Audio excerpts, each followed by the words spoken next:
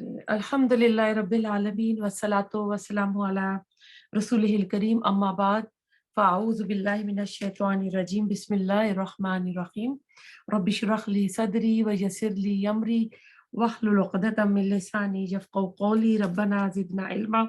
पारा नंबर 1 आयत नंबर करेंगे 40 से लेके 49 तक सूरतुल बकरा। देख लेते हैं रूट वर्ड्स। उस्कुरू जा काफ रा रूट वर्ड है।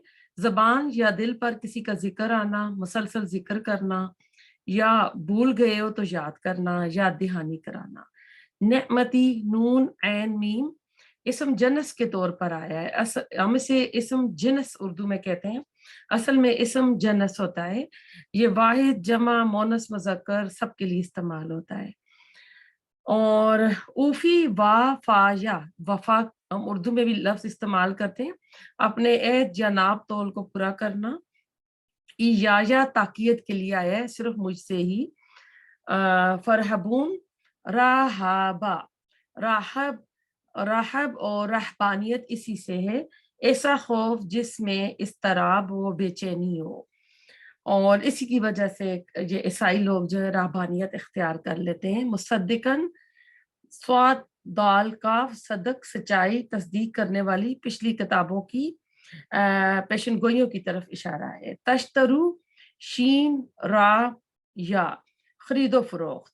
समनन सा मीम नून कीमत से मुराद सिर्फ पैसे नहीं है, बेचने वाली चीज के बस जो भी सामान ले लें कर लें वो आता है। समीना कीमती चीज को कहते हैं जो नाम रखा जाता है। तलबसू लाम बा सीन कपड़े पहनना, जिस्म को ढांपना, किसी चीज को दूसरी के साथ मिक्स करना, यानी सच्चाई के अंदर झूठ मिलाना, गलत मलत बात करना, जैसे आटे में नमक मिलाना।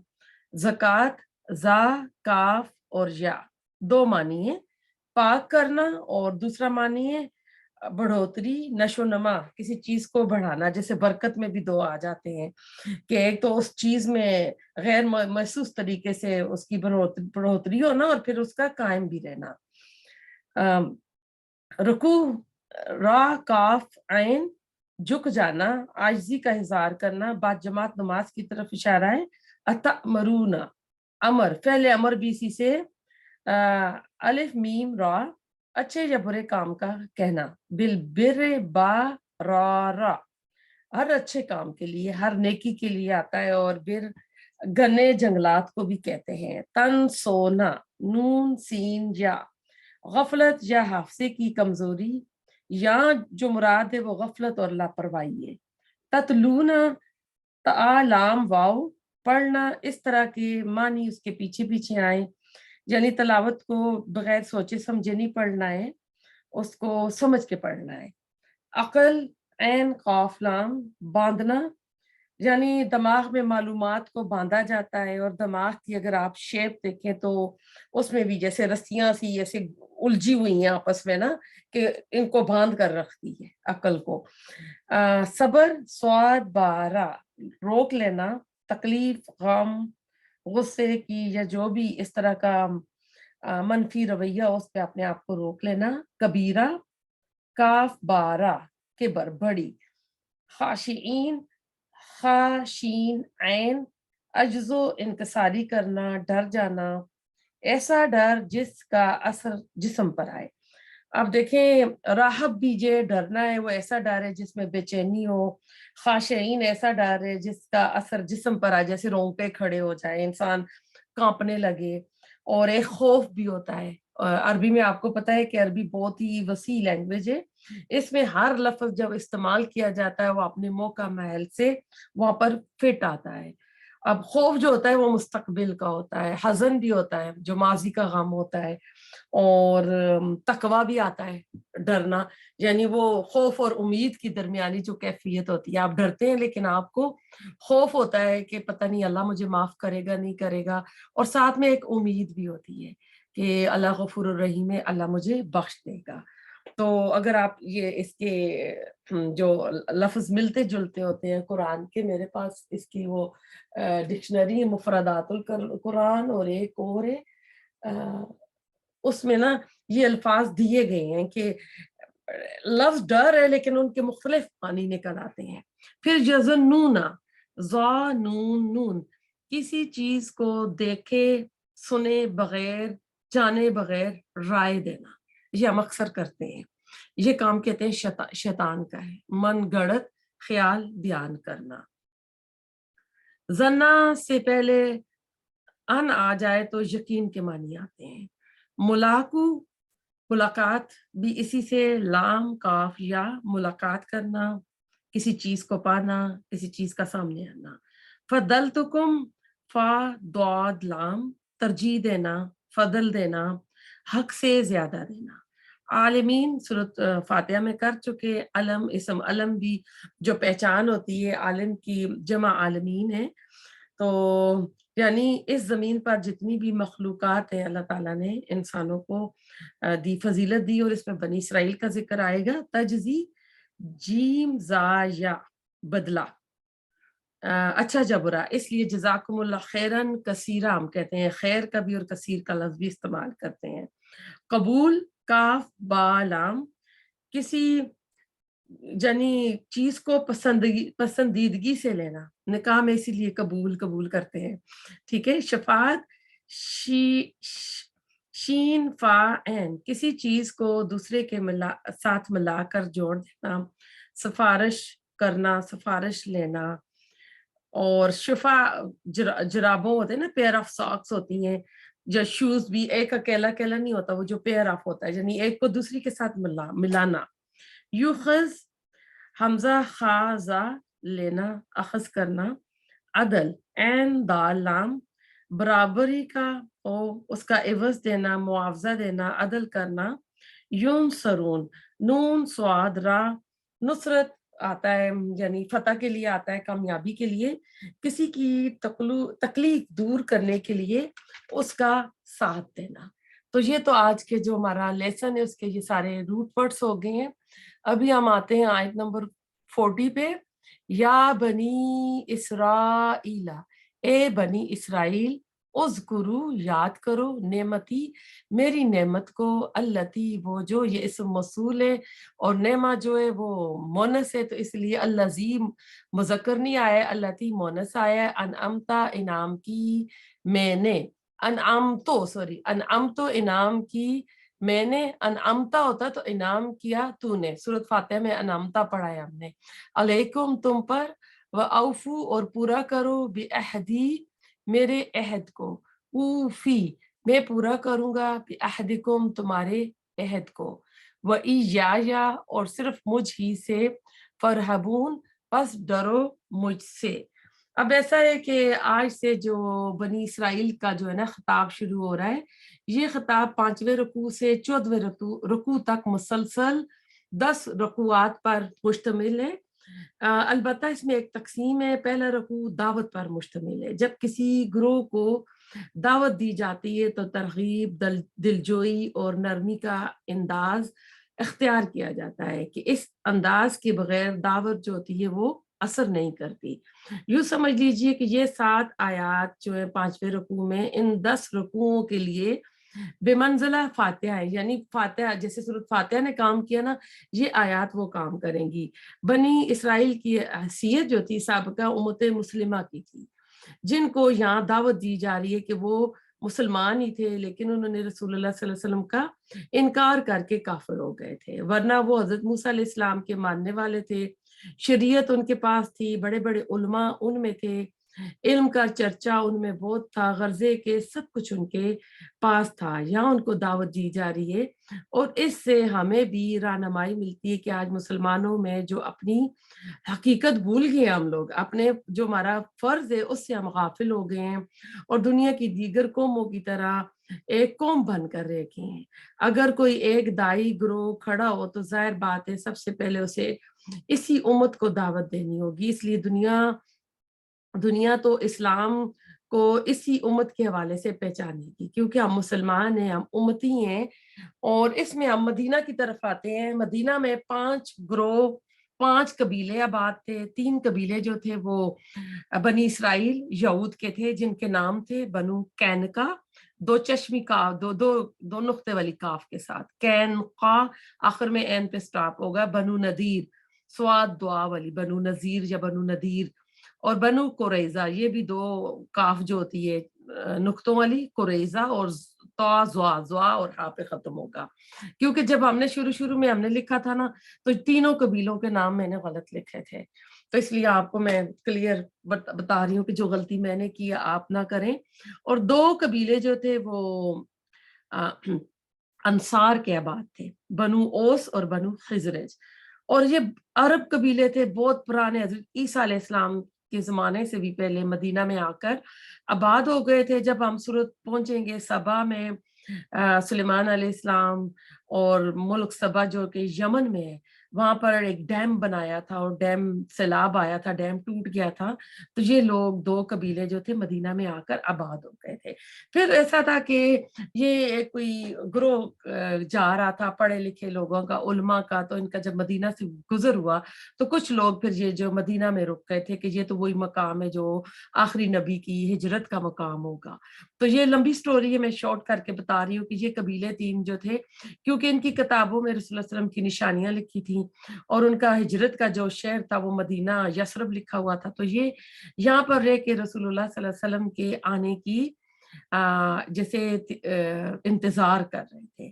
آپ صلی اللہ علیہ وسلم نے مدینہ آ کر معاہدہ کیا تھا، معاہدہ جو موحد قائم کی تھی، وہ یہود بھی اس میں معاہدے میں شامل تھے۔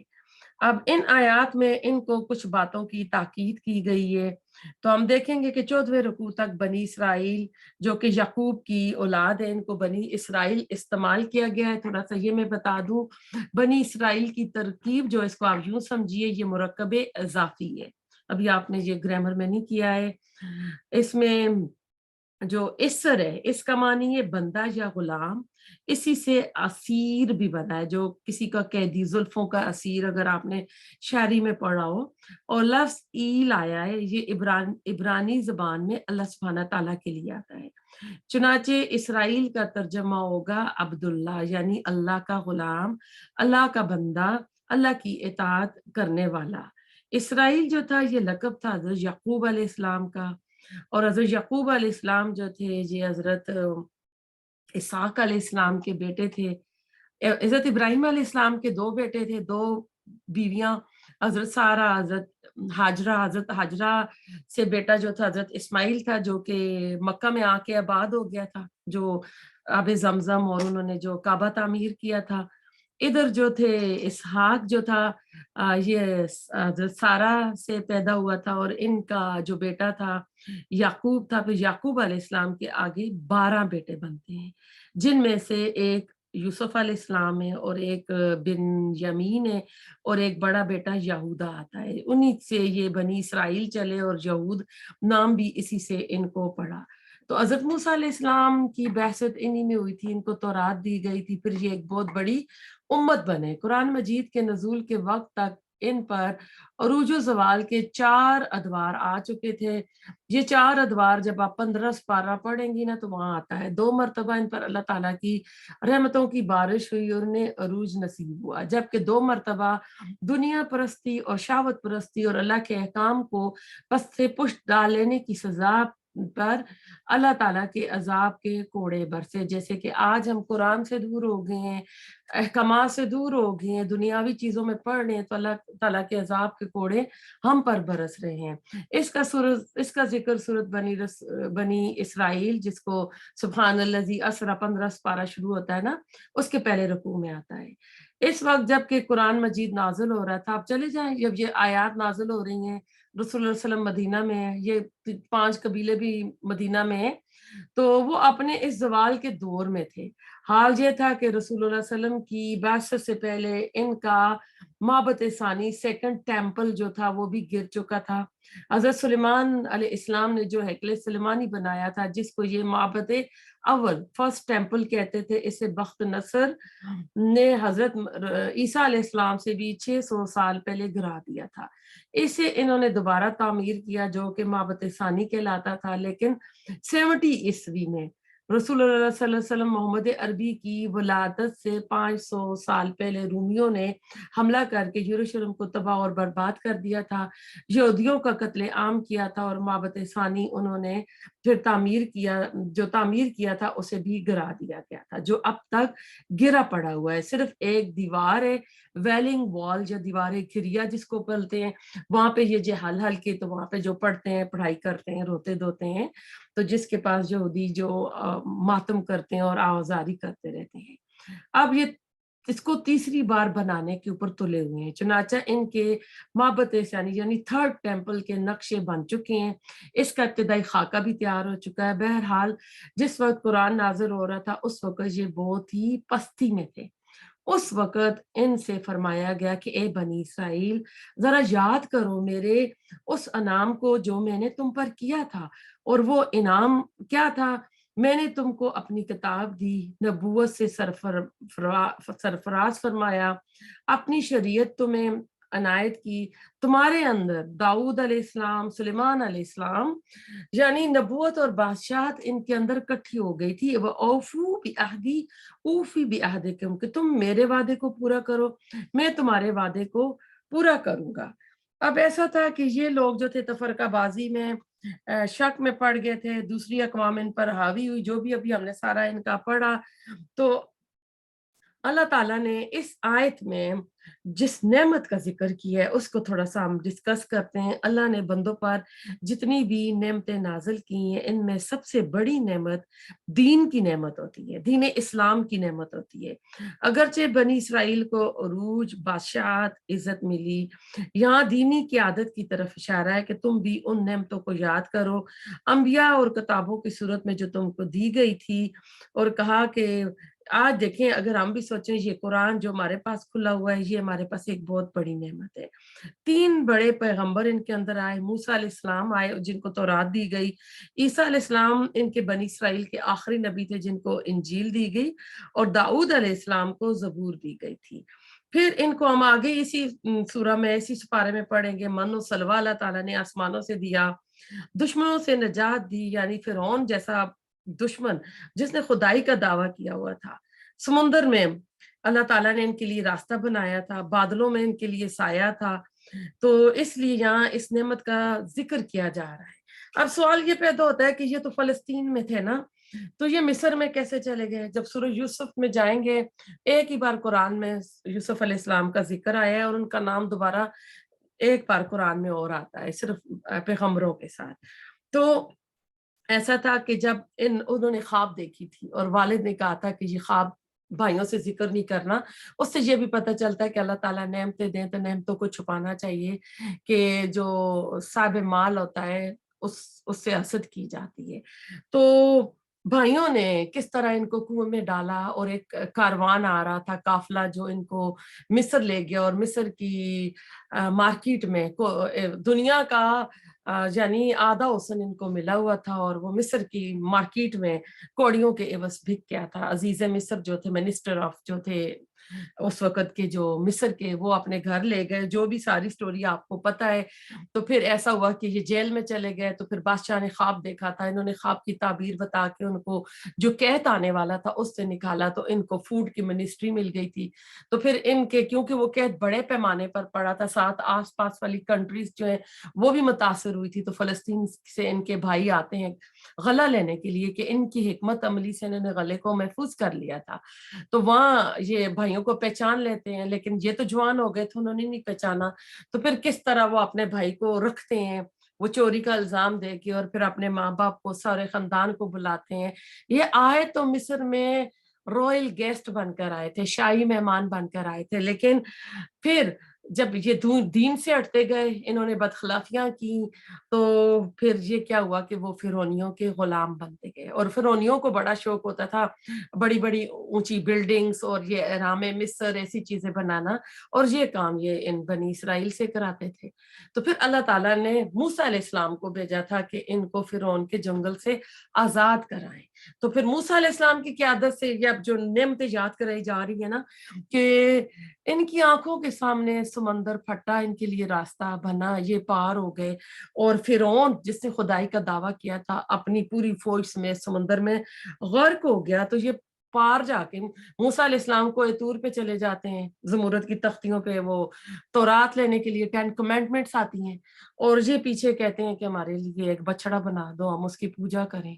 क्योंकि गुलाम जो कौम होती है उनकी अपनी जो जमीर होते हैं ना, फिर नहीं उस तरह रहते, ये बिल्कुल दबे रहते हैं और उन्हीं अकीदों में रहते हैं। जिस तरह आप देखें अपना भारत इंडिया में जब पाक मुसलमान और हिंदू लोग इकट्ठे रहते थे, तो आज तक हमारी जो माइयों की खारा और पता नहीं क्या क्या जो रस्में हैं, और ये जो सफेद लिबास पहने जाते हैं, हमारी मैयत होती है, हालांकि काला रंग कंडोलिस का है ना, तो सफेद क्यों पहने जाते हैं हमारे मुल्कों में कि हमने हिंदुओं से ये चीजें ली हुई हैं। तो बहुत सी रस्में जो है ना वो फिर हमारे कल्चर का हिस्सा बन जाती हैं।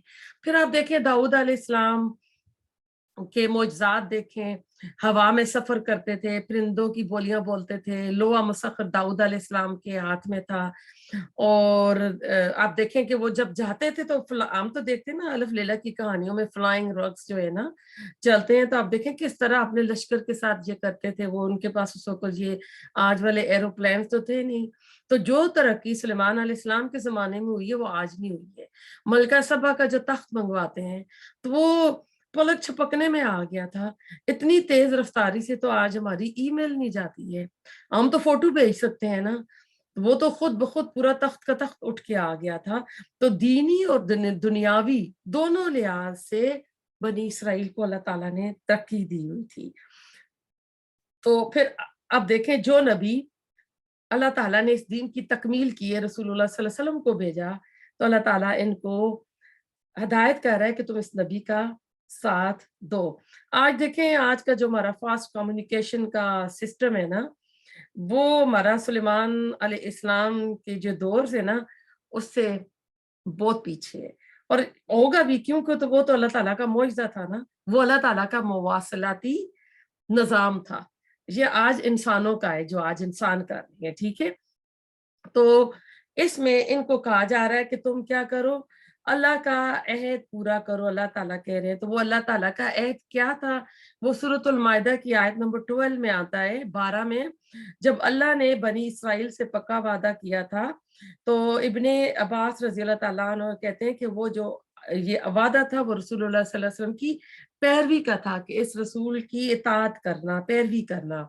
ऊफी बियादिकुम, कि मैं तुम्हारे ऐत को पूरा करूंगा, तो मजीद यानी मैं तुम्हें इज्जतो अकराम से नवाजूंगा। बहुत जगह कुरान में आता है तुम मुझे याद करो मैं तुम्हें याद करूंगा, यानी। और एक जगह आता है तंसुरुल्लाह व यंसुरुकुम, कि तुम अल्लाह ताला की दीन की मदद करो, अल्लाह ताला तुम्हारी मदद करेगा। सूरत रहमान में आता है हल जज़ाउल एहसान इल्लल एहसान, कि एहसान का बदला एहसान के सिवा क्या हो सकता है ना। तो अल्लाह ताला और कुरान में कहते हैं जो लोग मेरे रास्तों के लिए कोशिश करेंगे तो अल्लाह ताला उसे जरूर रास्ता दिखाएगा, और बुराई का बदला बुराई है। क़यामत के दिन जो भी किसी ने किया होगा वो पाएगा। अल्लाह ताला कहता है कि तेरा रब किसी पर जुल्म नहीं करेगा, रब का कानून है, जो करोगे वही पाओगे। अल्लाह के साथ अहद पूरा ना करोगे तो अल्लाह भी अपना अहद पूरा नहीं करेगा। आज हम दर दर की ठोकरें खा रहे हैं, हर जगह हम मखदूब बने हुए हैं। तो वजह यही है कि हम अपनी असल से हट गए हैं। तो हम जैसा करेंगे वैसा ही अल्लाह ताला से फिर उसका अजर भी पाएंगे। अब ऐसा है कि इसमें अल्लाह ताला क़यामत का जो पहला दिन है ना, क़यामत के दिन से भी एक तरह से तारुफ करा रहे हैं, यौम दीन जो हमने पढ़ा था सूरत फातिहा में। तो कुरान को हमने ना खानों में बांट दिया है, ये काफिरों के लिए, ये मुनाफिकों के लिए, ये फासिकों के लिए। अभी हमने ना 4 किस्म के ग्रोह भी तो पढ़े हैं ना, ये यहूद के लिए, ये ईसाइयों के लिए और मुसलमानों के लिए रहमत है, बख्शिश है, जन्नत हमारे लिए बनी है। रसूलुल्लाह सल्लल्लाहु अलैहि वसल्लम सिफारिश करेंगे जो भी अमल हम कर लें, हम तो ना बख्शे बख्शाए हैं, जन्नत तुम्हारे लिए बनी है। अल्लाह ताला कुरान में फरमाता है अगर तुमने नमाज कायम की, ज़कात अदा की, कर्ज़ असना दिया, تو تم سے تمہاری خطائیں دور کر دوں گا اور تمہیں باغوں میں داخل کروں گا جن کے نیچے نہریں بہ رہی ہوں گی، اور جس نے انکار کیا سیدھے راستے سے تو وہ بھٹ گیا۔ سورۃ الاعراف کی آیت نمبر 162 167 میں بھی واضح طور پر ہے کہ نبی کا ذکر تورات اور انجیل میں لکھا ہوا تھا۔ یہ الگ بات ہے کہ انہوں نے اس کو ہٹا دیا، نشانیاں لکھی تھیں۔ تو اب ایسا تھا کہ قرآن میں 2 بار آئے گا یعرفون کما یعرفون ابناءکم، کہ وہ رسول اللہ علیہ وسلم کو ایسے پہچانتے تھے جیسے کہ وہ اپنے بیٹوں کو پہچانتے ہیں۔ تو فرق پھر انہوں نے کیا کیا، انہوں نے یہ کیا کہ یہ ہمارے قبیلے یعنی بنی اسرائیل سے کیوں نہیں آئے، بنی اسماعیل میں کیوں آ گئے؟ تعصب، ضد، اناد، حسد، وجہ یہ تھی۔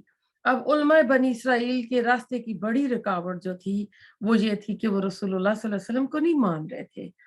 ان کی عزت تھی، مقام تھا، دینی قیادت ان کے پاس تھی، وہ رسول اللہ علیہ وسلم کو اپنے بیٹوں سے بھی زیادہ پہچانتے تھے۔ سلیمان فارسی کا اگر آپ دیکھیں، فارس میں مجوسی آگ پرست خاندان سے نکلے تھے، نبی کو ڈھونڈتے ڈھونڈتے مختلف جو یہ عیسائیوں کے بڑے بڑے پریسٹ ہوتے ہیں وہ نشانیاں بتاتے گئے کہ مدینہ میں آئیں گے، اور بتا دیا تھا کہ وہ جو ہے تحفہ تو لے لیں گے، صدقہ نہیں لیں گے، اور وہ کس طرح رسول اللہ علیہ وسلم کو صدقہ، تحفہ، پھر مور نبوت سے پہچان لیتے ہیں۔ تو ایسا تھا کہ یہ علماء کو خوف تھا کہ نبی صلی اللہ علیہ وسلم کو پیغمبر مان لیا تو ہمارے عقیدت مند جو ہے نا ادھر چلے جائیں گے، ہمارا کیا ہوگا، لوگ ہمیں یعنی کچھ نہیں دیں گے، ہم سے فتویٰ کون لیں گے، اور یہ بہت بڑی رکاوٹ تھی ان کے راستے میں۔ ہمارے عقیدت مند، ہمارے فالوورز جو ہیں وہ ختم ہو جائیں گی۔ آج کے دور کی سب سے بڑی کیا بن جاتی ہے، میرے کتنے سبسکرائبر ہیں، کتنے لائکس ہیں، کتنے مجھے فالو کر رہے ہیں۔ آج کل بھی انسٹاگرام میں، ٹک ٹاک میں، یوٹیوب میں آج کل بھی تو یہی چیزیں چل رہی ہیں نا۔ اور کل ہی میں نے ایک فیس بک پہ دیکھا تھا کہ ہرن دوڑا ہوا جا رہا ہے اور پیچھے سے نا اس کو شیر نے اس کے اوپر حملہ کر کے اس کو پکڑ رہا تھا، تو اس کے نیچے لکھا تھا کہ آپ کے سارے جو فالوورز ہیں نا وہ آپ کے یعنی حقیقی خیر خواہ نہیں ہوتے، اس میں آپ کے دشمن بھی ہوتے ہیں شیر کی طرح جو پیچھے سے وار کرتے ہیں آپ کے اوپر۔ تو عوام جو تھی نا وہ علماء کی طرف دیکھ رہی تھی، اور اس وقت انہوں نے کتابیں جو تھی نا انہوں نے مذہبی اپنے پار رکھی تھی۔ ہم تو خوش قسمت ہے کہ ہمارے گھروں میں قرآن، حدیث، ہر قسم کی کتابیں موجود ہیں۔ ہم سمارٹ فون پہ اگر ایک لکھ کے ڈالیں تو نیچے کیا کچھ لکھا ہوا مل جاتا ہے۔ تو ان کے علماء جو تھے وہ حق کو چھپا رہے تھے، اس لیے کہا کہ کیوں تم نہ دنیاوی مفادات چاہ رہے ہو اور آخرت کا تم نقصان کر رہے ہو، تم میرا وعدہ پورا کرو اور میں تمہارا وعدہ پورا کروں گی۔ اللہ کا وعدہ کس نبی کی مدد کرو، اور میں کیا کروں گا، میں تمہیں عزت دوں گا۔ اب یہود جو ان کے اندر نسلی تعصب آ چکا تھا کہ جیسے آج ہم کہنا کہ بائے برتھ ہم مسلمان ہیں، رسول اللہ علیہ وسلم اللہ کے حبیب کی امتی ہیں، تو یہی چیز ان کے اندر تھی کہ بائے بورن ہم جو ہیں یہود ہیں، اور یہ اس کو نہیں مانا جاتا تھا جس شخص کی ماں یہودی نہ ہو، جب تک یہ ماں سے دیکھتے ہیں کیونکہ ماں پرورش کرتی ہے، ماں سکھاتی ہے۔ اگر کسی ان کے یہاں کسی کی ماں نان یہودی ہوگی تو وہ بھی نان یہودی ہوگا۔ تو ایسا ہے کہ جب تک دنیا کا ڈر نکل کر اللہ کا ڈر نہ آ جائے بات نہیں بنتی۔ بعض لوگ دیکھیں خاندان، ملک، آباء و اجداد کی خاطر حق بات کو قبول نہیں کرتے، تو اللہ تعالیٰ اس میں کہہ رہا ہے کہ نا یہ کچھ بھی کام نہیں آئے گا، تم کیا کرو، تم میرے وعدے کو پورا کرو، میں تمہارے وعدے کو پورا کروں گا۔ آیت نمبر 41 پہ وَآمِنُوا، اور ایمان لاؤ، بما اس پر جو انزلتو نازل کیا میں نے، مصدقاً تصدیق کرنے والا ہے، لما اس کے لیے جو معکم تمہارے پاس ہے، ولا اور نہ تکونو تم ہو جاؤ اولا سب سے پہلے گروہ، کافرن انکار کرنے والے بھی اس کا، ولا اور نہ تشترو تم لو بھی آیاتی میری آیات کے بدلے سمنن قیمت قلیلاً تھوڑی، وَإِيَّايَ اور صرف مجھ ہی سے، فتقون پس ڈرو مجھ سے۔ اب دیکھیں فرحبون بھی آیا تھا ڈرو، اور فتقون بھی، اور میں نے شروع میں رحب اور یہ وا کاف یاس کا روٹ ورڈ اس کے میں نے آپ کو بتا دی تھی ڈیفینیشن کے دونوں کی کیا ہے۔ تو اللہ تعالیٰ کہہ رہے ہیں کہ اب ایمان لے آؤ، واضح طور پر ان کو کہا جا رہا ہے اللہ تعالیٰ نے قرآن اتارا جو تصدیق کرتا ہے ان کے پاس جو کہ کتابیں تھیں، جو کہ تورات ان کے پاس آئی ہوئی تھی، کہ قرآن اس کی تصدیق کر رہا تھا. تو اس لیے اللہ تعالیٰ کہہ رہا ہے کہ تم اب نا انکار کر کے پہلے کافر تم نہ بنو. تو پہلے کافر کس طرح یہ بننے تھے، یعنی قرآن کی تکذیب کرنے والوں میں پہلے تم مت بنے. تمہیں سب کچھ معلوم ہے، تم جانتے ہو کہ رسول اللہ صلی اللہ علیہ وسلم اللہ کے رسول ہیں اور یہ کتاب اللہ تعالیٰ کی طرف سے نازل ہوئی ہے. تم تو آخری نبی رسول اللہ علیہ وسلم کا انتظار کر رہے تھے اور ان کے حوالے سے دعائیں بھی کیا کرتے تھے. ان کی جب بھی اوس اور خزرج اور ان کی 3 قبیلے تھے نا، جو 2 ایک طرف ہو گئے تھے، ایک طرف، اور اوس کا ایک طرف ہو گیا تھا ان کے ساتھ، اور خزرج، تو ان کی آپس میں مدینہ میں لڑائیاں لگی رہتی تھی. جنگ بواس جو تھی 100 سال سے بھی زیادہ لمبی لگی ہوئی تھی، جس کا فیصلہ عبداللہ بن ابی نے کر لیا تھا، جو کہ منافقوں کا سردار تھا. اس کو وہ تاج پہنانے والا تھا. وہ رسم تاج باقی تھی کہ رسول اللہ صلی اللہ علیہ وسلم مدینہ ہجرت کر کے آ گئے تھے. تو جب بھی ان کی وہ لڑائیاں ہوتی تھی نا، تو ان کی کتابوں میں جہاں رسول اللہ صلی اللہ علیہ وسلم کی خوش پیشن گوئیاں تھیں، ان کے اوپر جیسے ہم لوگ بسم اللہ کا ختم کرتے ہیں نا، ان کو پڑھتے تھے. تو جنگ کے دنوں میں بھی وہ کھول کے اللہ وہ نبی بھیج دینا، اللہ ہم اس کی مدد کریں گے، ہم یہ کریں گے، اللہ اس نبی کے ذریعے تو ہمیں فتح دے گا نا، تو وہ نبی بھیج دے. تو اللہ تعالیٰ کہہ رہا ہے وہ نبی تو اب میں نے بھیج دیا ہے، جس کے لیے تم انتظار کر رہے تھے، جس کے لیے تم چاہ رہے تھے کہ فتوحات لینی ہے، زمین پہ تم نے اپنا اقتدار حاصل کرنا ہے. تو اب اللہ تعالیٰ کہہ رہے ہیں کہ وہ اس نبی آخر الزمان صلی اللہ علیہ وسلم کے واسطے سے ہماری مدد فرما، تم کہتے تھے کافروں کے مقابلے پر. تو اب یہی مضمون جو نا اسی سورۃ بقرہ میں آگے چل کر آئے گا. لیکن اب تم اسی کے اللہ تعالیٰ کہہ رہے کہ پہلے منکر بن گئے ہو، اولین منافق تم، یعنی منکر منافق نہیں، اولین انکاری تم بن گئے، اور تم ہی اس سب سے بڑھ کر، اور تم ہی اس کے سب سے بڑھ کر دشمن ہو گئے. ولا تشترو بیااتی ثمنا قلیلا، اور میری آیات کے عوض چھوٹی سی حقیر رقم نہ لو. یہ آیتیں جو ہے نا اس لیے رد کر رہے تھے کہ کہیں تمہاری حیثیت، تمہاری مسندوں، تمہاری چودراہٹ پر کوئی آنچ نہ آ جائے. تو اللہ تعالیٰ کہہ رہے ہیں یہ حقیر سی چیزیں جو تھی نا، ان کے بدلے تم میری آیات کا انکار کر رہے ہو، اور تم جس سے دنیاوی فائدہ لے رہے تھے، فتوے دے رہے تھے لوگوں کو، اور لوگ تمہیں انعامات اور پیسے دے رہے تھے، تو تم دنیا کا سامان لینے کے لیے لگ گئے اور تم آپ آخرت کو بھول گئے ہو. فَإِيَّايَ فَاتَّقُونِ، اور صرف میرا تقوی اختیار کرو، یعنی مجھ سے ڈرو، مجھ سے ہی بچتے رہو، یعنی جہنم کی آگ، میری نافرمانی کے کام نہ کرو تم. تو تم یہ کیا کر رہے ہو نا. تو حضرت موسیٰ، اچھا اس میں بتا دوں کہ اول کافر یہ راستہ یعنی بڑا مشکل تھا. تو یعنی تم تو علم والے بندے تھے، اہل کتاب تم تھے، اور ساری دنیا کی دولت بھی آ جائے نا ان آیات کے بدلے میں، تو آیات جو ہے بہت قیمتی چیزیں ہیں. حدیث ابو موسیٰ اشعری رضی اللہ تعالیٰ عنہ کے بارے میں وہ کہتے ہیں کہ رسول اللہ صلی اللہ علیہ وسلم نے فرمایا 3 آدمیوں کے لیے 2 ثواب ہے. ایک جو اہل کتاب جو اپنے پیغمبر کو مانتے ہیں، پھر اسلام قبول لے آتے ہیں، اور پھر ایک غلام جو اپنے آقا کا حق ادا کرے، اور پھر ایسا ہے کہ وہ اپنی آزادی کے لیے قیمت لگا لے اور پھر پیسے دے کے آزاد کر لے. تو ایسا ہے کہ آیات کے بدلے میں قیمت لینا کیا ہے؟ دنیا کا وقتی فائدہ لینا، معنی کو بدل دینا، لوگوں کی مرضی کے فتوے دینا، لوگوں کو خوش کرنے والی باتیں کرنا، یعنی احکامات تو ہیں ان کو ہلکا کر کے لوگوں کی مرضی کے کر دینا. صحابہ کرام نے کتاب کے مطابق فتوے دیے تھے. یہاں پہ علماء کو کہا جا رہا ہے جو کتاب میں لکھا ہے اس کے مطابق فیصلہ کرو. نمبر 2، لوگوں کی مرضی کے مطابق فیصلے مت کرو. اور عقیدت مندوں کے اندر وہ کمی کرنا نہیں چاہتے تھے، وہ چاہتے تھے کہ ہمارے عقیدت مند، ہمارے چاہنے والے زیادہ ہوں. تو ایسا ہے کہ لوگ اللہ کے نام پر، دین کے نام پر آپ سے محبت کرتے ہیں. جس دن ان کو ان کی ایک غلطی آپ بتائیں نا تو وہ محبت ختم ہو جاتی ہے. تو پھر پتہ چل جاتا ہے کہ وہ اللہ کے لیے، دین کے لیے محبت نہیں تھی. ایک صاحب علم کے لیے آزمائش کا وقت ہوتا ہے کہ میرے سامنے وہ کچھ ہو رہا ہو، منع کرو تو دوستی جو ہے ختم ہو جائے گی، رشتہ داری ختم ہو جائے گی، حق بات کریں تو نقصان اٹھانا پڑے گا، تو وہ مجھ سے نفرت کرنے لگیں گے. تو اگر لوگوں کی غلطیوں پر شاباش دیتے جائیں اور کہ لوگ خوش ہوں اور میرے فالوور رہیں، میرے عقیدت رہیں، تو یہ بات پھر جو ہے نا یہ ٹھیک نہیں ہے، یہ آزمائش کی بات ہے۔ آیت نمبر 42 پہ چلتے ہیں۔ ولا اور نہ تلبسو تم ملاؤ الحق کا حق کو بالباطل ساتھ باطل کے، وتکتمو اور نہ تم چھپاؤ، یہ پہلے والی لا اس کے ساتھ بھی آ رہی ہے، الحق کا حق کو وانتم حالانکہ تم تعلمون تم علم رکھتے ہو۔ نماز اس میں آیا اس لیے حق کو باطل کے ساتھ مت ملاؤ۔ حدیث کا مفہوم میں ایک وقت آئے گا دین آگ کے انگارے کی طرح ہو جائے گا، اس کو اٹھا کر یعنی ہاتھ میں پکڑنا مشکل ہو جائے گا۔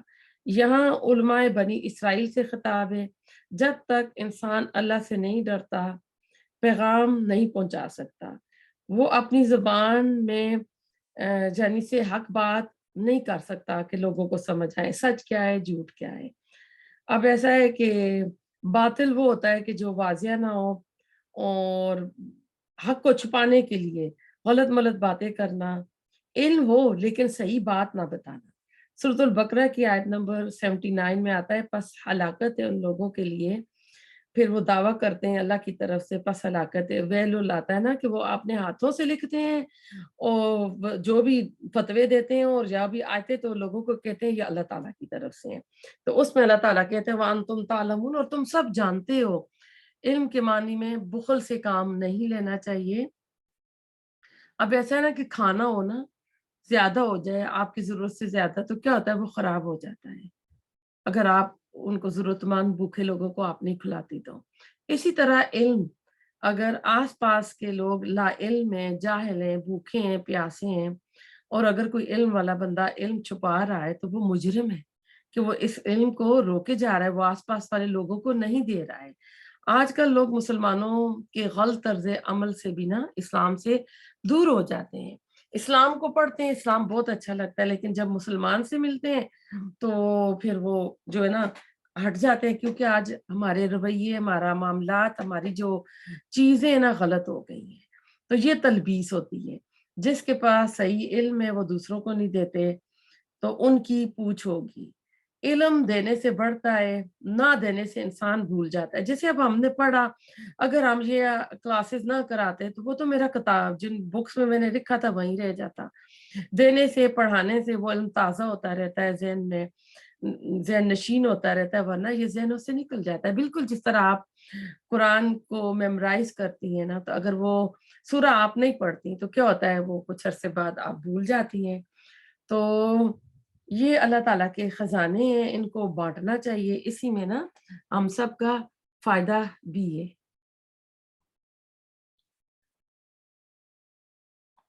آیت نمبر 43، وَأَقِیمُوا اور قائم کرو، فعل امر جمع کا صیغہ ہے الصلاۃ نماز کو، وَآتُوا اور ادا کرو الزکاۃ زکات کو، وَارْکَعُوا اور رکوع کرو، مع ساتھ الراکعین رکوع کرنے والوں کے۔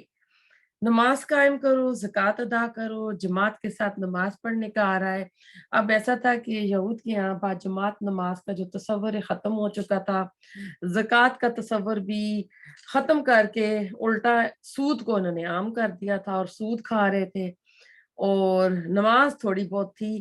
جیسے آج ہم مسلمانوں میں بھی دیکھیں نا یہی چیز ہو گئی ہے نا، سود ہمارے ملکوں میں بھی عام ہو گیا ہے، زکوٰۃ کم رہ گئی ہے، اور با جماعت نماز بھی ختم ہو گئی ہے۔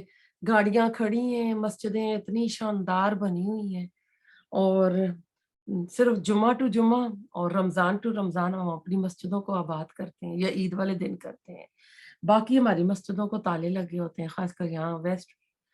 اب ایسے ہمارے ملکوں میں بھی یہی ہے کہ دین سے انسان دور ہو رہا ہے۔ تو حدیث میں آتا ہے جماعت کی نماز اکیلے نماز سے 27 درجے زیادہ، اور ایک دوسری حدیث میں 25 درجے آتا ہے۔ حدیث بخاری کی، ابو ہریرہ راوی ہے، رسول اللہ صلی اللہ علیہ وسلم فرماتے ہیں کہ اس ذات کی قسم جس کے ہاتھ میں میری جان ہے، یہ عصر کی نماز کے بارے میں کہ میں کسی کو اپنی جگہ امامت کے لیے کھڑا کراؤں اور میں لکڑیاں جمع کروں اور حکم کسی کو کہوں کہ وہ امامت کرے، اور میں جو لوگ نہیں آئے ان کے گھروں کو آگ لگا دوں۔ تو ایک اور حدیث ہے کہ جنہیں پتہ چلے کہ نماز سے واپس آ کر اگر 2 کھر یا ہڈی مل جائے تو وہ ضرور جائیں گے. یعنی نماز پڑھنے سے اگر دنیا کا فائدہ ہو جائے تو یہ نماز پڑھنے، بلکہ پھر تو نمازیں ہماری 5 وقت میں بھری رہیں گی، لوگ آتے ہی رہیں گے. انسان کا یہ حال ہے کہ گوشت لینے کے لیے کئی میل دور سفر کرے گا، نماز کے لیے مسجد نہیں آئے گا.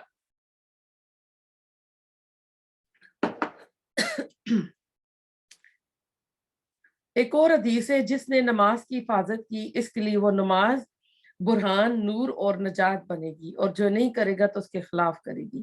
ایک اور جگہ آتا ہے جو نماز نہیں پڑھتا وہ اپنا انجام قارون، حمان اور فرعون کے ساتھ اپنا بنا لے. اور زکوٰۃ کے لیے بھی آگے چل کے اور آئے گا، جو مال نہیں دیتے ہیں تو یہی مال جو ہے نا گرم کر کے، جس طرح استری ہوتی ہے نا، تو اس طرح کر کے ان کے نشانوں سے یہ داغے جائیں گے. تو ایک اور جگہ آتا ہے کہ یہ مال، حدیث کا مفہوم ہے، گنجے سانپ کی طرح ان کی گردن کے گرد نہ ہو جائے گا اور اس کو کاٹے گا کہ میں انا مال ہوں، کہ میں تمہارا مال ہوں، تمہارا مال ہوں. تو اس سے آپ دیکھیں کہ زکوٰۃ اور نماز کا جب بھی قرآن میں ذکر آتا ہے ان کا اکٹھا ذکر آتا ہے. اور کوشش کریں، اب عورتوں پہ تو جماعت نماز نہیں فرض، لیکن عید کی نماز کے لیے رسول اللہ علیہ وسلم نے فرمایا کہ جو نماز، جو پیریڈ سے عورتیں ہیں نا وہ بھی آئیں اور صف میں پیچھے رہیں، اور اگر کسی کے پاس پردہ کے لیے کوئی دوپٹہ، بڑی چادر، برقع نہیں ہے تو پڑوسن کی چادر میں وہ چھپ کر آئے. تو اس سے پتہ چلتا ہے کہ اس کا نماز کا کتنا تاکید کی گئی ہے. اور قیامت کے دن جو ہے نا پہلا جو انسان سے سوال کیا جائے گا وہ بھی نماز کے بارے میں کیا جائے گا. تو اگر پہلے ہی امتحان میں ہم فیل ہو گئے نا تو پھر آگے کیا ہوگا. تو نماز آتا ہے کہ یہ بے حیائی اور برے کاموں سے بھی بچاتی ہے، کیونکہ انسان جب پڑھنا شروع کر دیتا ہے، شروع میں تو نہیں، اگر شرابی ہے تو شراب بھی پیے گا، برا کام کرے گا، لیکن کرتے کرتے ایک ٹائم ایسا آئے گا کہ یہ نماز اس کو اس کے غلط کاموں سے نا چھڑا دے گی. تو اور پھر نماز قائم کرنے کا آیا ہے اس میں نا، تو جیسے کوئی دیوار بناتا ہے نا تو اینٹ کے اوپر اینٹ لگاتا ہے تو وہ دیوار پکی ہوتی ہے. مجھے 2 دن پہلے کسی کا فون آیا تو وہ اس کے آئی تھنک بھائی اس کے گھر آئے ہوئے تھے، تو کہہ رہی تھی کہ میرا بھائی 4 نمازیں پڑھتا ہے، عشاء کی نماز نہیں پڑھتا نا. تو میں نے اس کو یہی کہا کہ بولے وہ دیوار تو بنا رہے ہیں لیکن ہر روز اس دیوار میں ایک اینٹ نہیں لگا رہا ہے، تو وہ اینٹ جو وہ دیوار مضبوط نہیں ہوگی نا، حفاظت کا احساس نہیں ہوگا. تو ایسا ہے کہ اللہ تعالیٰ ہمیں نمازوں کی پابندی کرنے والا، ہمیں بھی، ہمارے بچوں کو، ہماری آنے والی نسلوں کو بھی بنائے، کیونکہ ایک چیز ہوگی نا تو پھر ایک نیکی دوسری نیکی کا جو ہے نا راستہ کھولتی ہے. تو چلتے ہیں اگلی آیت پہ، آیت نمبر 44 پہ. اتأمرون، کیا تم حکم دیتے ہو، الناسا، لوگوں کو، بالبر، نیکی کا، وتنسونا، اور تم بھول جاتے ہو، انفسکم، اپنے نفسوں کو، وانتم، حالانکہ تم، تتلون، تم تلاوت کرتے ہو، الکتاب، کتاب کی، افلا، کیا پھر نہیں، تعقلون، تم عقل سے کام لیتے. تو یعنی لوگوں کو تو تم بہت اچھی اچھی تقریریں کرتے ہو. بنی اسرائیل کے علماء کو کہا جا رہا ہے کہ لوگوں کو تو بڑے نیکی کا حکم دیتے ہو لیکن خود تم عمل نہیں کرتے ہو، تو حق کا ساتھ دو. یعنی جب رسول اللہ علیہ وسلم آئے تو آپ نے ان کا ساتھ نہیں دیا اور اپنے اوپر آپ نے لاگو نہیں کیا، حالانکہ تم اپنی کتاب پڑھتے ہو. تمہاری کتاب میں اس نبی کا ڈسکرپشن لکھا تھا، سب کچھ لکھا ہوتا ہے کہ جو ہندوؤں کی کتابیں ان میں بھی لکھا ہوا ہے. تو اس نبی کا ساتھ دینے کا وعدہ بھی تھا. تو جس چیز کا مطالبہ تم دوسروں سے کر رہے ہو تم خود کیوں نہیں کرتے ہو؟ تو اس میں دیکھیں ہمارے لیے آئینہ ہے نا کہ ہم نے خود کو بھی اس میں دیکھنا ہے. کہیں ہم بھی تو ویسے تو نہیں ہیں جس طرح کے یہ یہود کے علماء کرتے تھے، اور ہمارے علماء بھی تو ایسے نہیں کر رہے ہیں. یعنی دوسروں کو بولو کہ کہو کہ سچ بولو اور خود ہم جھوٹ بولیں، دوسرے سے کہیں کہ وعدہ پورا کرو اور ہم خود وعدہ پورا نہ کریں. تو جو رویہ ہم دوسروں کو کہنا اچھا اخلاق رکھیں تو ہم اپنے اندر بھی وہی چیزیں رکھیں. تو وہ کہتے ہیں نا کہ تم وہ کیوں بات کرتے ہو جو تم خود کرتے نہیں ہو. حضرت شعیب علیہ السلام اپنی قوم کو کہتے تھے کہ میں ایسا نہیں ہوں کہ جس کی تو میں دعوت دوں اور وہ میں خود نہ کروں، یعنی میں پہلے اپنی اصلاح کرنا چاہتا ہوں. اس کی ایک ایگزامپل ہے، مثلا کوئی کسی شخص کے پاس گیا اور کہا کہ میں غلام ہوں، لوگوں کو جمعے کے خطبے میں کہو کہ غلام آزاد کرو. اب ایسا ہے کہ کوئی بندہ نا کسی کے غلام ایسا غلام گیا، غلام نے کچھ کہا ہوگا تو اس نے جمعے والے دن غلام کے اوپر خطبہ دے دیا اور بڑی فضیلت دی غلاموں کو آزاد کرانے کی نا. اب چند ہفتے گزرے، لوگوں پر کچھ اثر نہیں ہوا. اب غلام نے کہا نا کہ کیا بات ہوئی ہے، آپ کی بات کا تو کچھ اثر نہیں ہوا ہے. تو تب اسے یاد آیا کہ میں نے تو خود اس کے اوپر عمل نہیں کیا ہے، پہلے میں خود عمل کروں نا. تو پھر اس نے نا اعلان کیا اور اس کے جو غلام تھا اس کو آزاد کر دیا. تو پھر جب اس نے خطبہ دیا نا تو پھر اس کے بعد لوگوں میں بھی اس کا عمل آیا. بالکل وہ آپ نے فرید الدین شکر گنج بخش یا کوئی ہیں جن کے پاس ایک عورت آئی تھی کہ میرے بچہ شکر بہت کھاتا ہے تو آپ منع کریں. تو انہوں نے کہا کہ نہیں آپ بعد میں آنا. تو وہ کہنے پھر بعد میں انہوں نے بچے کو نصیحت کی تو اس عورت نے پوچھا تھا تو اس وقت انہوں نے کہا کہ میں خود شکر کھاتا تھا، پہلے میں نے خود سٹاپ کی تو پھر میں اس بچے کو کر رہا ہوں نصیحت. تو اس سے پتہ چلتا ہے کہ جو بندہ باعمل ہوتا ہے اس کی بات میں تاثیر ہوتی ہے، اثر ہوتا ہے. تو اللہ تعالیٰ کہہ رہے ہیں نا کہ تم نا کتابیں پڑھتے ہو، آیا نا کہ اس میں وَأَنْتُمْ تَتْلُونَ الْكِتَابَ، حالانکہ تم کتاب پڑھتے ہو، فَلَا تَعْقِلُونَ، اور تم جو عقل سے کام نہیں لیتے. یعنی یہ کتابوں کو اپنے اوپر لاگو کرو، امپلیمنٹ کرو، عمل میں لاؤ.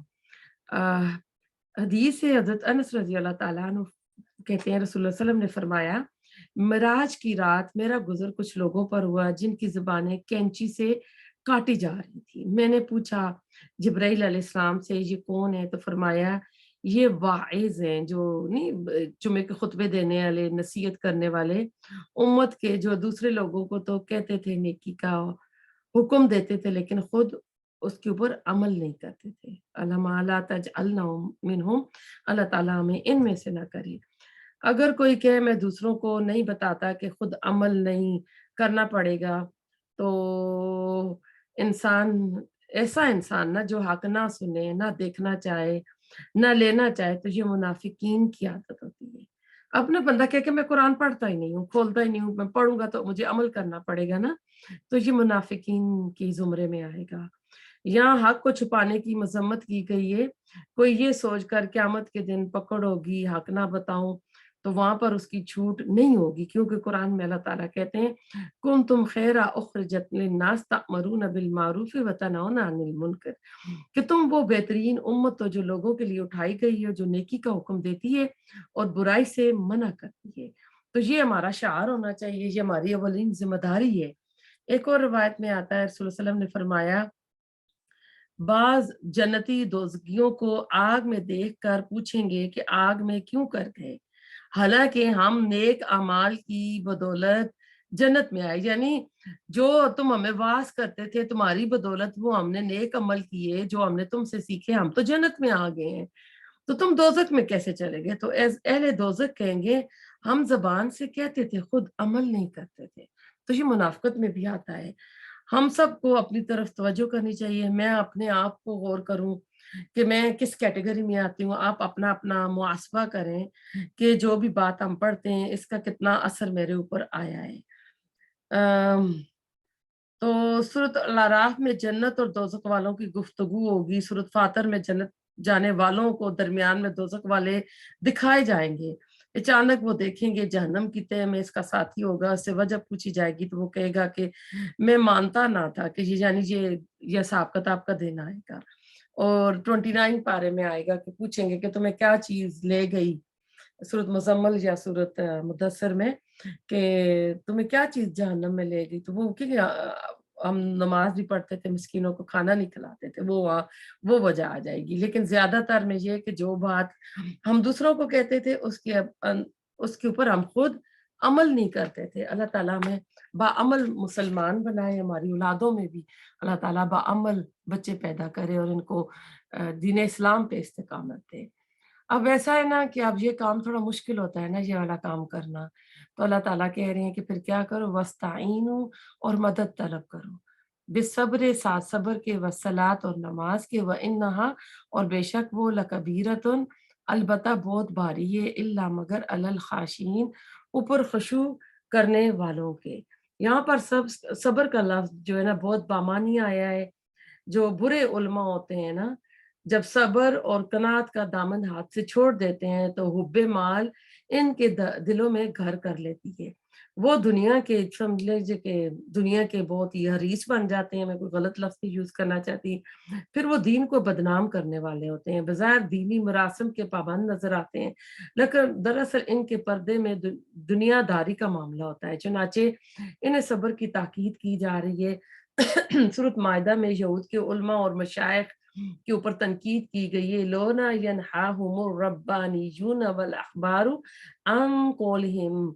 अन कौलिहिमुल इस्मा व अक्लिमुस सुख्त। क्यों नहीं रोकते इन्हें इनके उलमा और सूफिया झूठ बोलने से और आराम खाने से। अगर कोई आलम या कोई पीर अपने अरादतमंदों को इन चीजों से रोकेगा तो फिर इसको नजराने नहीं मिलेंगे, इनकी खिदमतें नहीं होंगी। अभी हमारे देखें मुल्कों में जो कब्रें होती हैं और जो गदी नशीन होते हैं और जो बड़े बड़े लोग चादरें और बड़े बड़े लोग पूरी पूरी ना साबुन की पेटियां, आटे की बोरियां और पूरे पूरे उससे कितने खानदान 20-25 खानदान पल रहे होते हैं और उनको पिला रहे होते हैं और उनसे दुआएं करा रहे होते हैं, उनके बच्चे बाहर पढ़ रहे होते हैं। तो ये वो इसलिए नहीं करते कि उनकी जो जितनी आ रही है ना नजराने आ रहे हैं, नजराने बंद हो जाएंगे। चुनाचे अगर तो दुनिया में सब्र इख्तियार करता तब तो आप उसके हक में बेहतर था। अगर दुनियावी ख्वाहिशात मुकद्दम है तो फिर आपको कहीं ना कहीं समझौता करना पड़ेगा। सब्र के साथ जिस दूसरी शे की ताकीद की गई है वो नमाज है। उलमा यहूद के अंदर जो है ना ये जो नमाज की पाबंदी थी वो भी नहीं थी, रसूल सल्लल्लाहु अलैहि वसल्लम के ऊपर भी ये ईमान नहीं लाए थे। इसकी बड़ी वजह जो थी माल की मोहब्बत थी, हुबे जा थी, जा मेरा नाम हो, मेरा मैं बड़ा अगर लीडर हूं तो मेरा हो। क्योंकि अब रसूल सल्लल्लाहु अलैहि वसल्लम को मान लेते तो सारे लोग तो उधर चले जाते। जिस तरह अब्दुल्ला बिन उबी जो मुनाफिक था वो ऊपर से तो मुसलमान हो गया था लेकिन दिल से नहीं हुआ था, क्योंकि उसका अपनी जो हुबेजा थी ना उसका रुतबा जो था उसको था कि ये मेरा रुतबा रसूलुल्लाह सल्लल्लाहु अलैहि वसल्लम ने ले लिया है। तो यहाँ अल्लाह ताला ने दोनों का इलाज बता दिया है कि माल का मुदावा सब्र से होगा, जबकि नवाज से अबूदियत और तजल्जुल पैदा होगा, जिसको खुशू और खुदू आता है ना, इल्ला अलल खाशिईन जो आया है ना। तो नमाज में ना यानी खाशीन जो है ना झुक जाना, खुदू और तजद्दुल आता है नमाज के अंदर होना चाहिए कि इंसान में झुकाव भी और लाजलूला। इसी सूरह में आप इसी पारे में पढ़ेंगे गाय के किस्से में, हल चला चला के ना थकी हो कि बंदा थका आ रहा अल्लाह के सामने नमाज में यानी सीना तान के खड़े नहीं होना है, ऐसे झुक के आजिज़ी के साथ खड़े होना है। तो इसी में अल्लाह ताला ने कहा है व इन्नहा, इसमें आया है व इन्नहा के बेशक वो लकबीरतुन कि अलबत्ता बहुत भारी है। इन्नहा हा की जमीर जो आई है, आप देखिए मोनस आई है। सलाता ता मरबूता आया है ना, तो ता मरबूता हर चीज मोनस होती है तो इसलिए उसके साथ जो ज़मीर आई है वो भी मोनस की आई है, यानी नमाज बहुत भारी मुश्किल काम है। लेकिन एक राय ये कि ये दर हकीकत इस पूरे तर्ज अमल की तरफ इशारा है कि दुनिया के जितनी भी ना आजमाइशें होती हैं वो सब्र और नमाज से उससे मदद लेनी चाहिए। तो अल्लाह ताला, क्योंकि अब देखें कोई आपके ऊपर बड़ी आजमाइश आ जाती है, बजाय इसके कि आप जाके अपने अमीर रिश्तेदारों का या जिनके ऊपर जिनके का यानी वहां पे चलती आप उनके पास जाएं, अप्रोच वाले लोगों के पास, तो आप डायरेक्ट सजदे में सर रखें, दो नफल पढ़ें और अल्लाह ताला तो बादशाह है। और अल्लाह के सामने रखें, दुनिया वालों के सामने रखेंगे तो बातें भी करेंगे खानदान में बातें भी फैलेंगी। तो अल्लाह ताला कह रहे हैं कि अपने मामूलात में ले आए, यानी सब्र और नमाज। और नमाज जो है अमादुद्दीन है, यानी ये दीन का सुतून है। तो अल्लाह ताला कह रहे हैं ये है तो भारी, लेकिन आजिज लोगों पर ये भारी बिल्कुल भी नहीं है। जो खुशू और खुजू रखते हैं, जो अल्लाह से डरते हैं, उनके ऊपर ये नमाज जो है ना ये बिल्कुल भी भारी नहीं है। तो हमें भी जब भी जिंदगी में कोई मुश्किल वक्त आ जाए, रसूल वसल्लम के अमर से मिलता है, जब भी मुश्किल वक्त आया आप दो नफल हाजत के पढ़ के अल्लाह से दुआ करते थे, कोई लंबे चौड़े वजीफे नहीं करते थे। और सब्र का मतलब होता है रुक जाना, मुनासिब वक्त नहीं मिला जल्दबाजी नहीं करना, अपने आप को रोक लेना। तो تو ایسا ہے کہ جو بندہ نا فرض نہیں پڑھتا وہ نفل کیسے پڑھے گا, وہ حاجت کے نفل کیسے پڑھے گا, یہ سوال پیدا ہو رہا ہے نا. اندر کی کیفیت جھکاؤ ہوتی ہے اور باہر کی کیفیت جو ہے وہ خود بخود آ جاتی ہے. تو ایسے لوگوں کو مشکل نہیں ہوتی. کامیابی کے لیے ان دو ہتھیاروں کا ہونا نہایت ضروری ہے, یعنی دو ویپنس اللہ تعالیٰ کامیاب زندگی گزارنے کے لیے بتا رہے ہیں, جو دنیا کی کامیابی بھی ہے اور جس میں آخرت کی کامیابی بھی ہے. بخاری کی حدیث کا مفہوم ہے کسی بندے کو صبر سے بڑھ کر وسیع تر بلائی نہیں دی گئی. اللہ تعالیٰ ہمیں صبر بھی عطا کرے اور ایسے نماز کی پابندی کرنے والا, نوافل کی پابندی کرنے والا بھی بنائے. یعنی اسے سب کچھ مل گیا. صبر والے نماز سے مدد لیتے ہیں, عاجزی کرتے ہیں. اب یہ لوگ کون ہوتے ہیں؟ ٹھیک ہے, الذین اسم موصول آ گیا پچھلی آیت کے ساتھ ملانے والا, یعنی یہ وہ لوگ ہوتے ہیں یظنون, جو یقین رکھتے ہیں, انہم بے شک وہ, ملاقات کرنے والے ہیں, ربہم اپنے رب سے, وانہم اور بے شک وہ, الیہ طرف اسی کے, راجعون لوٹنے والے ہیں. اب یہ لوگ جو ہے نماز پڑھنے والے, ان کی کیفیت بتا دی ہے. اللہ تعالیٰ کے سامنے کھڑے ہوتے ہیں اور جب نماز پڑھنے کے لیے جاتے ہیں تو انہیں پتہ ہوتا ہے کہ یہ اللہ تعالیٰ کے ساتھ میری ایک میٹنگ ہے, میری ایک اپوائنٹمنٹ ہے. حضرت علی کا آتا ہے کہ کہتے ہیں جب میرا دل کرتا ہے کہ میں اللہ سے بات کروں تو میں نماز پڑھتا ہوں, اور جب میرا دل چاہتا ہے کہ اللہ مجھ سے بات کرے تو میں قرآن پڑھتا ہوں. اور رسول اللہ علیہ وسلم کے بارے میں آتا ہے, حضرت عائشہ فرماتی کہ آپ اچھے ہنسی مذاق کے موڈ میں ہوتے تھے, اذان کی آواز پہ آپ فوراً ایسے لا تعلق ہو کر جیسے کسی سے بندہ ہو جاتا ہے ایک دم غنی, یا کیا کہتے ہیں اس کے لیے ایک لفظ ہوتا ہے, آپ نہ چلے جاتے تھے. یعنی آپ اللہ کے لیے اپنے آپ کو پھر خالص کر لیتے ہیں, پھر دنیا والوں سے کٹ آف ہو جاتے ہیں. تو نماز پڑھنے کی کیفیت ایسی ہونی چاہیے. پھر نماز جو ہے نا سنت کے مطابق ہونی چاہیے. نماز میں ہلتے جلتے نہیں رہنا چاہیے. نماز کے رکوع, سجود, دعاؤں کا خیال رکھنا چاہیے. کپڑے پاک ہونے چاہیے, وضو کا خیال رکھنا چاہیے, قبلہ رو ہونا چاہیے, اور اب اول وقت میں نماز پڑھنی چاہیے. تو نماز کے جتنے بھی وہ سنتیں ہیں اور جو ارکان ہیں نا وہ پورے کرنے چاہیے. تو یہ دنیا میں ہم پریکٹس کریں گے نا اللہ تعالیٰ کے سامنے. کہتے ہیں کہ نماز اس طرح پڑھو کہ تم اللہ کو دیکھ رہے ہو. اگر یہ پاسبل نہیں ہے تو یہ خیال کرو کہ اللہ تمہیں دیکھ رہا ہے. اور امام ابن القیم نے نمازیوں کی 4 کیٹیگریز بتا دی ہیں اس میں نا. تو اس میں جو آخری کیٹیگری ہے نا, اس میں وہ جو نماز ہے وہ ایسا ہے کہ جیسے کوئی سرحدوں میں پہرا دینے والے فوجی ہوتے ہیں نا, کھڑے ہوتے ہیں, الرٹ ہو کے کھڑے ہوتے ہیں. تو بالکل یہ نماز ہماری ایسی ہونی چاہیے کہ شیطان ادھر سے ادھر سے, کیونکہ سورۃ الاعراف میں اس نے کہا ہے میں دائیں سے بائیں سے آؤں گا, تو وہ آئے گا نماز میں خلل ڈالے گا. تو ہم نے کیا کرنا ہے کہ ہم نے اپنے آپ کو نا بالکل رکھنا ہے کہ میں جو ہی خیال آیا اپنے آپ کو جھٹکنا ہے کہ نہیں, مجھے اللہ مجھے دیکھ رہا ہے اور میں اللہ کے سامنے یہ نماز پڑھ رہی ہوں. اس کے لیے بہت ہی ضروری ہے کہ نماز جو پڑھ رہی ہے اس کی جو عربی ہے اس کی میننگ آتے ہو, ترجمہ آتا ہو کہ اللہ تعالیٰ سے آپ کیا کر رہی ہیں. اور یہ کیونکہ کہتے ہیں نا کہ ان کو گمان ہے, ظن ہے, پکا یقین ہے کہ وہ اللہ تعالیٰ سے جا کر ملیں گے. اور اسی طرح ہم نے قیامت کے دن اللہ تعالیٰ کے سامنے کھڑا ہونا ہے. نماز میں آج ریہرسل یہ پریکٹس کریں گے نا تو اس دن بھی یہ ہماری پھر وہاں پہ نماز پوری ہوگی. اس میں وَأَنَّهُمْ إِلَيْهِ رَاجِعُونَ, اور اسی کی طرف لوٹ کر جانے والے ہیں. یعنی انہیں یقین ہے بالآخر انہیں اسی کی طرف لوٹ کر جانا ہے اور انہیں اس کے روبرو حاضر ہونا ہے. تو اب نماز جو ہے نا کلمہ پڑھنے کے بعد پہلی چیز جو انسان پہ فرض ہو جاتی ہے وہ یہ نماز ہوتی ہے. آیت نمبر 47, یا بنی اسرائیل, اے بنی اسرائیل, اذکرو یاد کرو, نعمتی میری نعمت, اللتی وہ جو, انعمت انعام کی میں نے, علیکم تم پر, انی اور بے شک میں, فضلتکم فضیلت دی میں نے تمہیں, علی العالمین تمام جہانوں پر.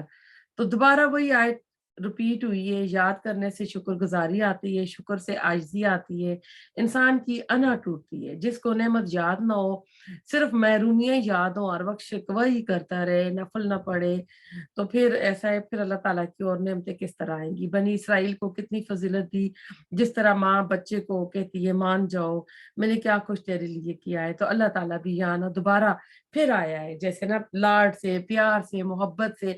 आप मदीना के माहौल में चले जाएं, रसूल अल्लाह सल्लल्लाहु अलैहि वसल्लम मक्का से आए हुए हैं, ये आयात नाजुल हो रही है, ये 3 कबीले जो है ना यहूद के वहां पर मौजूद हैं, और ये इल्म वाले हैं, सब कुछ है, और ये नहीं मान रहे, और कुरान में ये उनको अल्लाह ताला ताकीदी हुक्म दे रहे हैं। जैसे माँ बच्चे को कहती है ना अपनी आखिरत संवार लो, अपने लिए कुछ कर लो, तो यहाँ एक बार फिर सेम आयत जो है रिपीट हुई है। आयत नंबर 48, वत्तकू, अब और मजीद उनको डराया जा रहा है, और डरो यौमन, इस दिन से, ला तजजी, ना काम आएगा, नफ्सन कोई नफ्स, अन नफ्सिन किसी नफ्स से, शेयन कुछ भी, वला और ना, युकबलू कबूल की जाएगी, मिनहा इससे, शफाअतुन कोई सिफारिश, वला और ना, युखजू लिया जाएगा, मिनहा इससे, अदलन कोई बदला, वला और ना, हम वो युनसरून वो मदद किए जाएंगे। अब एक तरफ प्यार से याद कराया, दूसरी तरफ अल्लाह ताला उस सख्त दिन से उनको डराया जा रहा है कि तुम हक बात नहीं कर रहे हो, तुम हक को बातिल के साथ मिला रहे हो, तुम ना किस तरह की बातें कर रहे हो। तो दोबारा अल्लाह ताला इनको ना एक तरह से डरा रहा है आखिरत के दिन से, कि वो दिन इतना सख्त होगा कि कोई किसी के काम नहीं आएगा। तो इंसान के अमल के एतबार से सब कुछ मौसर चीज जो इंसान के पास रह जाती है, वो इंसान का ईमान है, और फिर उसका मुआसबा है कि वो मुआसबा करे कि सीधे रास्ते पर है। अगर उसके ईमान में कोई कमजोरी आ जाती है तो उसको वो सही करे। इस आयत के अंदर 4 एतबारात से मुआसबा आखिरत पर जोर दिया गया है। सबसे पहले फरमाया कि डरो उस दिन से जिस दिन कोई जान किसी जान के कुछ काम नहीं आएगी, फिर वह युकबलु मिन्ना शफाअतु, और ना किसी से कोई सिफारिश कबूल की जाएगी, वला युखज़ु मिन अदल, और ना किसी से कोई फिदिया कबूल किया जाएगा। यानी वो दिन ऐसा होगा, दुनिया में तो कबीले हो गए, बरादरी हो गई, रिश्तेदार हो गया, कोई कोई किसी जगह कोई आला पोस्ट पे लगा हुआ, या कोई सियासी लीडर है खानदान का, तो वो आके बचा लेगा झूठ मूठ की सिफारिशें करके, ये वो गवाह पेश करके। लेकिन क़यामत के दिन कोई ऐसी शफाअत नहीं होगी, एक सिर्फ एक ही शफाअत जो रसूल सल्लम की होगी, जो कि शफाअत हुस्ना है, वला युखज़ु मिन अदल। और दुनिया में तो देखें, बंदा ना लालचें दे देता है, किसी के नाम जमीन ट्रांसफर कर देता है, किसी को बाहर के वीजे लगा देता है, जहां जहां जिसकी अप्रोच होती है ना, तो वो तो कुछ ना कुछ मुआवजा दे के, फिदिया दे के अपने आप को बचा लेता है। लेकिन दुनिया आखिरत के दिन पता है, अल्लाह ताला पूछेगा बंदे से कि क्या आज तेरे पास ये जमीन बार पूरी जमीन सोने से भरी हो, तो फिदिया दे के अपने आप को इस आग से बचाएगा? वो कहेगा हाँ। तो अल्लाह ताला कहेगा मैंने तो बहुत कम का तुमसे सवाल किया था। अल्लाह ने तो हमसे देखिए यही अहकामात मिले हुए हैं ना, और दौलतें हम कमाते हैं तो कितना है उसमें 2.5%, 2.5% ज़कात है, 10% भी नहीं है। तो फिर वला हुम युनसरून, और ना उन्हें कोई मदद मिल सकेगी। दुनिया में तो कोई ना कोई मददगार पहुंच ही आता है, रिश्तेदार ना आए दोस्त आ जाएंगे, कोई ना कोई आके तसल्ली तशफ़ी दे देगा।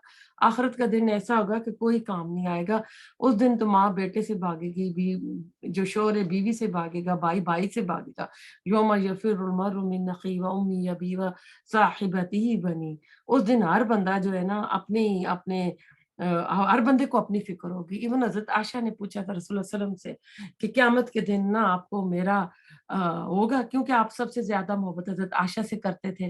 तो आपने फरमाया था कि 3 जगहों पे आयशा, मैं भी तुम्हें भूल जाऊंगा, पुलिस सरात पर, मालनामा तकसीम करते वक्त, और एक तीसरी जगह है। तो यानी वो आखिरत का दिन ऐसा है कि अब दुनिया में तो बेटियां होती हैं, मुश्किल के वक्त आप उनको चले जाते हैं छुड़ाने के लिए, बाप भी चला जाएगा, माँ भी। लेकिन क़यामत के दिन हर बंदे को अपनी पड़ी होगी। कह रहे हैं हर नफ्सी नफ्सी, इवन जो हर नबी होगा ना, वो नफ्सी नफ्सी कह रहा होगा, क्योंकि हर बंदे को उस वक्त अपनी पड़ी होगी। कोई किसी को, क्योंकि वो दिन भी ऐसा होगा कि हर कोई नंगा होगा मैदान महशर में। और हजरत आशा ने पूछा था कि कोई नहीं देखे था, तो कहा था नहीं, किसी को कोई परवाह ही नहीं होगी, इतना जैसी अफरा तफरी और इस तरह का आलम होगा। तो हम ये सोचें कि अभी दुनिया में ना اگر ہم حق بات نہیں کرتے، ہم کسی کا ساتھ دے رہے ہیں، ناجائز ساتھ دے رہے ہیں، تو آخرت میں پھر ہم اپنا نقصان کر رہے ہیں، کیونکہ وہاں پر جو اس دن کی جو کرنسی ہوگی نا، وہ نیک اعمال ہوں گے یا برے اعمال ہوں گے. کوئی کریڈٹ کارڈ، کوئی ڈالر، کوئی پاؤنڈ، کوئی اس طرح کی چیز اس دن، کوئی سونا چاندی، سٹاک مارکیٹ، شیئر جو آج کل جو بھی لوگ جس میں چل رہے ہیں، کوئی آپ کے رینچز ہیں، مربع ہیں، زمین ہے، یا جو بھی جس کے لیے جو بندہ دولت مند کہلایا جاتا ہے نا، وہ چیز کام نہیں آئے گی. اس دن کی جو کرنسی ہوگی یہ نیک اعمال ہوں گے. اور وہی نا کہ قیامت کے دن مفلس کون، اگر صلی اللہ علیہ وسلم نے پوچھا تو فرمایا تھا کہ اللہ اور رسول جانتا ہے، تو آپ نے فرمایا تھا ایک بندہ بہت حج، زکوٰۃ، صدقے اور بہت نیکیاں لایا ہوگا، لیکن لوگوں کی لائن لگی ہوگی جن کی حق تلفیاں کی ہوں گی، کرتے کرتے اس کی ساری نیکیاں ان میں تقسیم ہو جائیں گی. تو پھر پوچھا جائے گا اب کیا کریں، تو اللہ تعالیٰ حکم دے گا ان لوگوں کے گناہ اس کے اوپر ڈال دو. وہ ان لوگوں کے گناہوں کے ساتھ جہنم میں چلا جائے گا. اللہ تعالیٰ ہمیں ان میں سے نہ کرے. حق بات کرنے کی اللہ ہمیں تلقین فرمائے کہ ہمیشہ حق پر ہم رہے. اور اس آخرت کا دن جس دن کوئی کسی کے کام نہیں آئے گا، اور اس دن ہمارے پاس کوئی مال، کوئی چیز نہیں ہوگی کہ ہم بچا سکیں، اور وہ دن ہی ایسا بھاری ہوگا.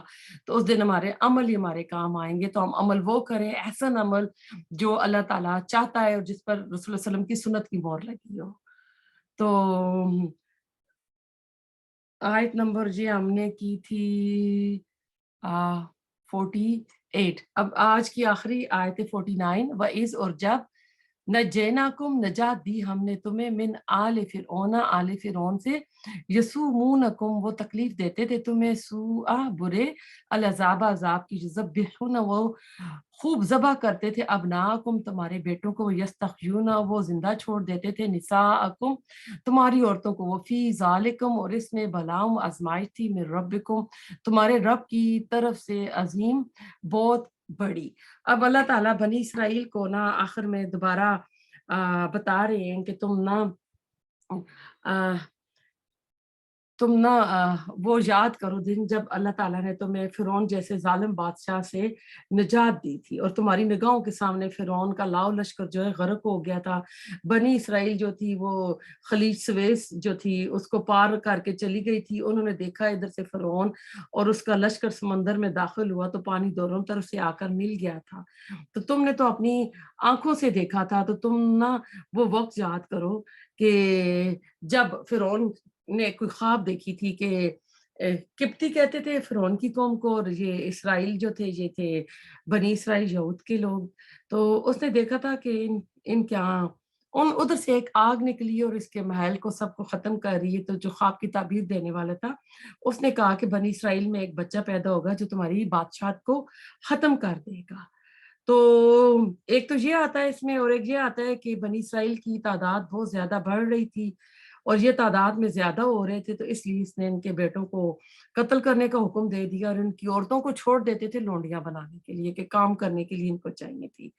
تو اللہ تعالیٰ کہتے ہیں وَفِي ذَلِكُمْ بَلَاءٌ مِّن رَبِّكُمْ، کہ تمہارے رب کی طرف سے یہ بڑی آزمائش تھی. اب ایسا ہے کہ اللہ تعالیٰ کی طرف سے یہ آزمائش تھی ان کے لیے.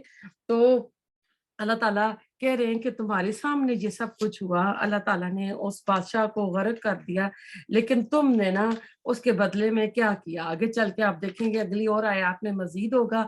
تھوڑا سا ہم دیکھ لیں کہ جو ہماری بھی برطانیہ کی ملکہ الزبتھ فوت ہوئی ہے 96 سال کی نا، تو اس میں بھی ہمارے لیے بہت بڑے لیسن ہے، کیونکہ فرعون کا ہم نے پڑھا ہے. تو بہت ہی موسٹ پاورفل کوئین تھی، اور کہا جاتا تھا کہ اس کی کنگڈم میں نا سورج غروب نہیں ہوتا، یعنی کئی ملکوں پر ان کی رولنگ تھی. تو اس سے پتہ چلتا ہے چاہے بندہ پوری دنیا کا مالک بن جائے، اس کا اقتدار پوری دنیا پر ہو، چاہے وہ پوری لمبی عمر بھی پالے، وہ اپنے آپ سے نہ تو بڑھاپے کو ہٹا سکتا ہے، نہ اپنے آپ سے موت کو دور کر سکتا ہے. اب جو موت آتی ہے تو غریب کی جھونپڑی بھی موت آتی ہے اور ایک محل میں بھی آتی ہے، اور وہی فرشتہ ادھر بھی آتا ہے، وہی فرشتہ ادھر بھی آتا ہے. اب ایسا ہے کہ کوئی بھی موت سے بچ نہیں سکتا. یہ الگ بات ہے کہ مومنین کے لیے جو رحمت والے فرشتے جنت کا کفن پرفیوم لے کر آتے ہیں، لیکن جو کافر لوگ ہوتے ہیں ان کے لیے ٹاٹ اور بدبودار چیزیں تعفن آتا ہے نا. اب قبر دونوں کی جو ہے زمین سے نیچے ہی ہوتی ہے. ایسا نہیں ہے کہ جو بادشاہ ہے اس نے کہیں اوپر اپنی قبر بنا لی, وہ سب زمین مٹی میں دفن ہوتے ہیں نا. دنیا فانی ہے, دنیا چھوڑ کر جانا ہے, کوئی ساتھ لے کر نہیں گیا. بڑے بڑے بادشاہوں نے نا بڑے بڑے احرام بنا لیے تھے فرعونوں نے, اپنی دولتیں بھی انہوں نے, سونے بھی جمع کر لیے تھے, جو بعد میں کیا ہوا, چوری ہو گئے, چوری کر کے دوسرے ملکوں میں ٹرانسفر ہو گئے. ان کی ممیاں جو ہیں ابھی میوزیم میں پڑی ہوئی ہیں. تو آج کے سبق سے اہم پوائنٹ جو ہے, ایمان کی دولت دنیا کی سب دولتوں سے اعلیٰ ہے. ہم مسلمان ہیں, ہمارے پاس یہ دنیا, ہم اپنے آپ کو خوش نصیب تصور کریں. پھر عمل صالح جو ہے, ایمان اور عمل صالح دونوں لازم ملزوم ہے. تو اب ایسا ہے کہ کچھ لوگ نا, ہم ایسا ہے کہ کچھ ہم کہتے ہیں فلان ایک کام کر گیا تو نہیں وہ جنتی ہوگا, تو ہم اس کا فیصلہ نہیں کر سکتے ہیں. ہاں اگر کوئی نا جیسے کوئی کافر بھی مرا تو ہم اس کے لیے یہ بھی نہیں کہہ سکتے کھل کے کہ واقعی یہ جہنمی ہے تو جہنم کافروں کے لیے بنائی ہے. لیکن حبشہ کے جو تھے نجاشی, انہوں نے اپنا ایمان چھپایا ہوا تھا, رسول اللہ علیہ وسلم نے ان کے لیے نماز جنازہ پڑھی تھی. ہاں جیسے ابو لہب آ جاتا ہے, ابو جہل آ جاتا ہے, ہم کہہ سکتے ہیں وہ جہنمی ہے. اور ابو بکر صدیق ہو گئے, عمر فاروق رضی اللہ تعالیٰ, وہ جنتی ہے. عام مسلمانوں میں کوئی بھی فوت ہو جائے, ہم کسی کو نا یہ ٹائٹل نہیں دے سکتے ہیں. تو اللہ تعالیٰ قبول فرمائے جس نے دعا کے لیے کیا. جو بیمار ہے اللہ تعالیٰ انہیں شفا عاجلہ کاملہ عطا فرمائے. ربنا تقبل منا انک انت السمیع العلیم وتب علینا انک انت التواب الرحیم. سبحانک اللہم وبحمدک نشہد ان لا الہ الا انت نستغفرک ونتوب الیک.